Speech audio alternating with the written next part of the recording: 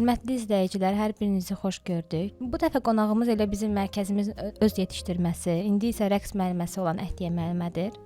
Onunla həm sənətdən, həm də həyat fəlsəfəsindən danışacağıq. Əhdiyə müəllimə, siz sadəcə burada dərs demirsiniz, həm də müxtəlif tədbirlərdə, hətta dövlət səviyyəli tədbirlərdə çıxışlarınız olur. Tələbələrinizlə bu gələcək gözləyirmi? Əlbəttə gözləyir. Çünki bu sahə ilə, yəni rəqslə sadəcə bir yerdə məşğul olmaq düzgün deyil. Rəqs bizim qarşımıza hər yerdə çıxır və mən təkcə dərs keçməklə yox, həm də bu sənəti bir çox yerlərdə nümayiş etdirməklə zövq alıram və tələbələrimə də bu gələcək gözləyir. Sizinlə sözləşmişik ki, hazırlıqdan sonra festivalda iştirak edəcəyik. Sizə dediniz ki, orada birinci yer bizimdir. Bu sözünüzə indi də zəmanət verirsinizmi? Yəni biz diplomumuzu artıq çərçivəyə salmağa hazırlaşaqmı? Məncə siz indidən hazırlaşın, çünki mən öz sözümə hələ də zəmanət verirəm. Düzdür, yarışda və ya festivalda biz sırf qalib olmaq üçün təbii ki də iştirak etmirik. Burada əsas məsələ özünü səhnədə ifadə edə bilməkdir. Tam şəkildə öz bacarığını ortaya qoya bilməkdir. Və mən tələbələrimdən əminəm və biz bacarığımızı səhnədə tam şəkildə ortaya qoyduğumuz müddətcə təbii ki də qələbə bizim olacaq. Rəqs müəlliməsi şəxsi həyatında sizcə necə bir nümunə olmalıdır? Məncə rəqs müəlliməsi dərs keçərkən yox, həm də öz şəxsi həyatında da harmoniyalı və intizamlı olmalıdır. Öz şəxsi həyatında harmoniya ilə hərəkət etməyən və ya intizamla hərəkət etməyən biri bunu öz peşəsinə də yansıda bilməz. Mənim üçün qürurverici bir hissdir ki, siz də bu mərkəzin yetişdirməsi olmusunuz. Bu həm sizin üçün, həm də tələbələriniz üçün böyük bir mesajdır. Yəni bizim mərkəzdən dəyərlər, müəllimlər yetişir. Bu tələbələrin gələcəyinə də sirayət edirmi? Təbii ki də. Bu sizin üçün necə bir qürurverici hissdirsə, eyni zamanda mənim üçün də qürurverici bir hissdir. Çünki mən hər zaman dərs keçəndə zalda xatırlayıram ki, bir zamanlar mən də öz tələbələrim kimi balaca bir uşaq idim və mən də burada rəqsə hazırlaşırdım. Və bu mənim üçün də çox qürurverici bir hissdir. Eyni zamanda bu uşaqlar üçün də bir stimuldur ki, gələcəkdə onlar da mənim kimi böyüyüb rəqs müəllimi və ya sənətkar ola bilərlər. Bəs balaca Əhdiyə o zalda rəqs edərkən nələr düşünürdü? Bəlkə də balaca Əhdiyənin ağlına heç gəlməzdi ki, bir zamanlar o da böyüyüb burada bir rəqs müəllimi olacaq. Amma bu balaca Əhdiyənin bir xəyalı idi və o xəyalını gerçəkləşdirdi.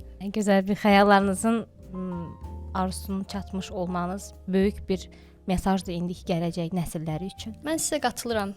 Düz deyirsiniz. Rəqs hər kəsi rəqqas etmir.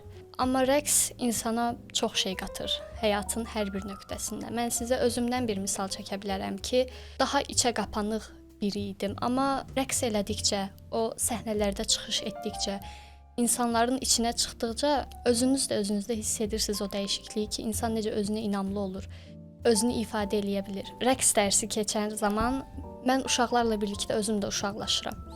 Və onlara dərs zamanı ən çox tövsiyə etdiyim şey odur ki, rəqs sadəcə, məsələn, durub hərəkət eləmək deyil, onu hiss eləmək lazımdır. Ürəklə eləmək lazımdır. Hər zaman deyirəm, məsələn, mən onlara sadəcə bunu öyrədə bilərəm, amma onu ürəklə eləmək onlardan asılı olan bir şeydir. Bəzən sizi məşq zamanı o qədər enerjili görürəm ki, deyirəm, bizim mərkəzin enerji mənbəyi bitsə də, Əhdiyə müəllimə enerjisi bitməz. Bu o deməkdir ki, rəqs tükənməyən enerji mənbəyidirmi?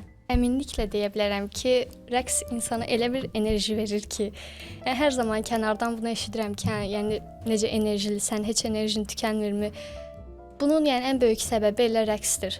Yəni keyfin olmasın, qıraqdan bir musiqi səsi eşit, dur oyna, keyfin o dəqiqə yerinə gələcək. Yəni rəqs bəli, tükənməyən enerji səbəbidir. Həqiqətən hamımız keyfimiz olmayanda adicə bir musiqini dinləyib nəsə bir oynasaq belə istəsəməz auramız qalxır, yüksəlir. Bayaqdan siz mənə sual verirsiniz. İndi mən sizə sual vermək istəyirəm. Sizdə belə bir şey müşahidə etmişəm ki, sizin demək olar ki, istənilən sahədə, xüsusilə də incəsənət sahəsində bir fikir sahibisiniz. Bəs bunun səbəbi nədir? Bu nədən qaynaqlanır?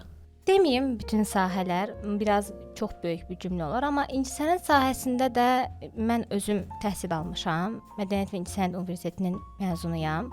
Düzdür, sahəm bütün incəsənət sahəsinə aid deyil. Sadəcə bir sahəyə yönəlmişəm, amma o sahə elə bir sahədir ki, orada həm musiqi var, həm ssenaristlik var, həm rəqs var. Çünki mən oxuduğum sahə piano, yəni musiqidir və orada biz hər hansı bir əsəri ifa etdikdə biz onun üçün ssenarist kimi ssenari qururuq ki, orada yaşayaq.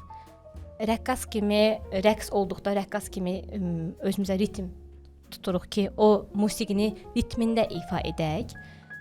Baletmeister, əgər düzgün deyiləmsə düzəldin. Baletmeister kimi vals çaldıqda valsı hiss etmək üçün özümüzü baletmeister kimi hiss edirik. Ətiyyə müəllimə, bu günümüz üçün sizə təşəkkürümüzü bildiririk. Söhbətiniz həm gülüş, həm də dərinliklərlə dolu idi. Sizdən öyrəndiklərimiz məncə gələcək nəsil üçün gözəl bir nöqtələr olmuşdur. Mən əminəm ki, bu söhbəti izləyənlər rəqsə yeni gözlə baxacaqlar. Təşəkkürümüzü bildiririk. Mən təşəkkür edirəm. Sağ olun. Sağ olun.